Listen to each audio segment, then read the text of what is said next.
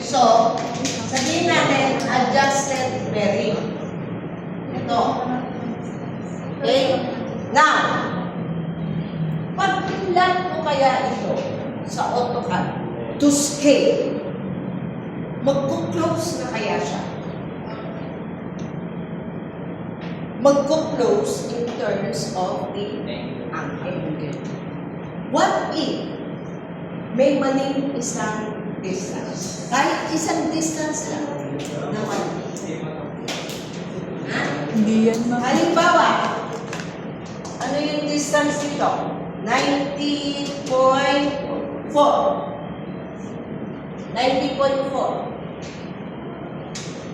Pero ang tama pala ay 89. So, pag pinlang ko to scale, hindi pa rin mag-approach.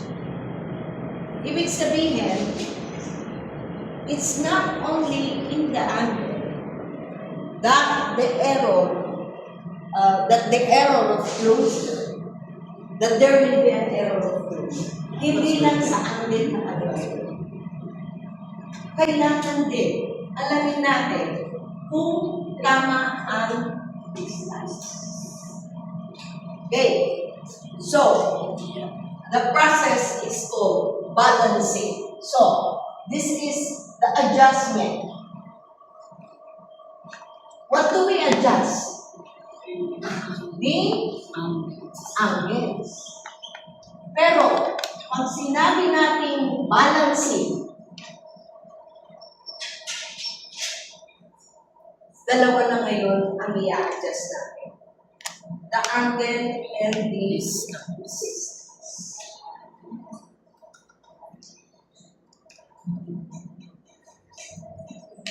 Okay, so to understand that, let us further study lines and angles. Okay, so we all know the quadrantal system. North, south, east, west. Okay?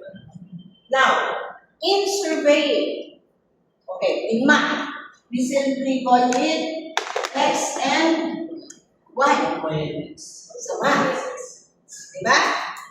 So that, if you have 2 points, in math, and you connect these 2 points with a line, each point can be defined by its coordinates, X and Y. distances. Tama? Yes. Ganyan tayo sa math. Sa surveying, at sa ground mismo, when we pertain to the Earth's surface, this is no longer the Y. We call it the meridian. This is the meridian. And this is the parallel. Okay? The meridian and the parallel. Okay. So, if we have a line AB, this line can be defined by its distance.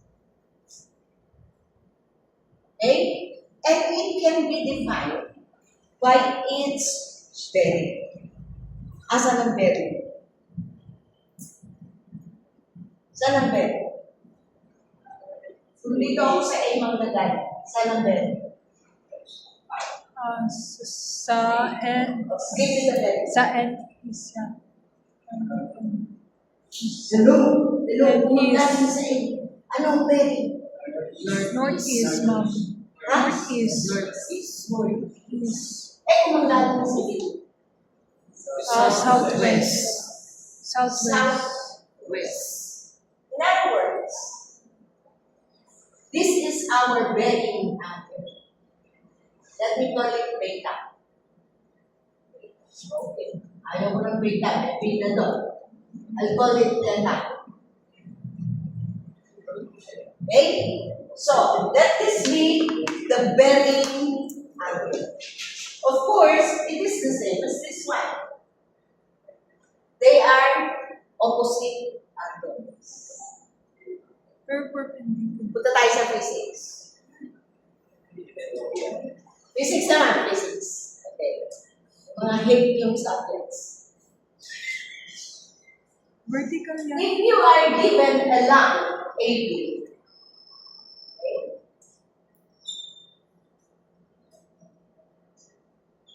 this line can be broken down into its components. The vertical and the horizontal component. Okay. So,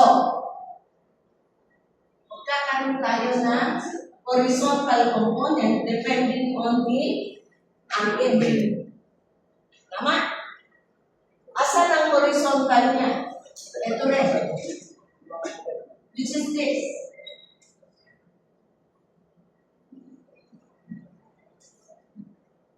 Diba? Sa physics yan. Punta tayo sa ground. Everything is related. Okay. On the ground, every line on the Earth's surface is defined by its vertical and horizontal components. Okay. First, the projection of a line along the meridian. Pag sinabi natin along, parallel. Okay. The projection of a line along the meridian is called its latitude. So, where is our latitude? May imaginary. This is our Latitude. latitude. Why? The projection of a line along the parallel is called its departure. Or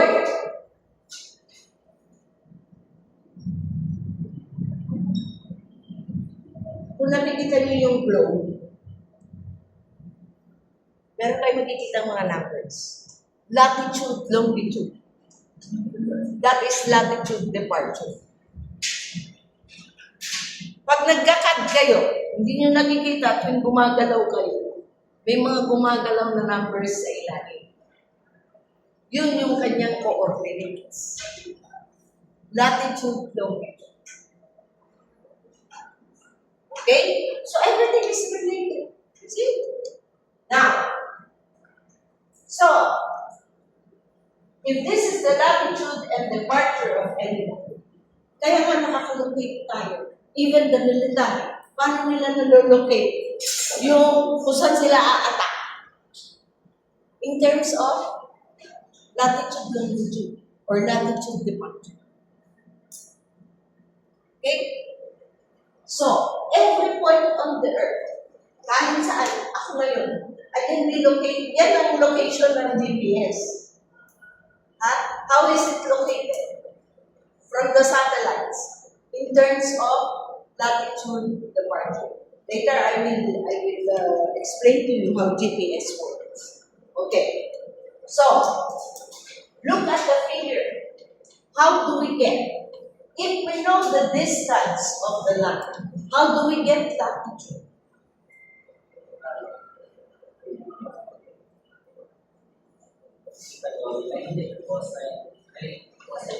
Pythagorean theorem. Huh? Pythagorean. We know the bearing angle. We know the distance. So, anong gagamitin ko? Cosine. Cosine of the bearing angle is equal to Adjacent over hypotenuse. adjacent Over hypotenuse. over hypotenuse. Therefore, what is latitude? It is equal to distance times the cosine of the bearing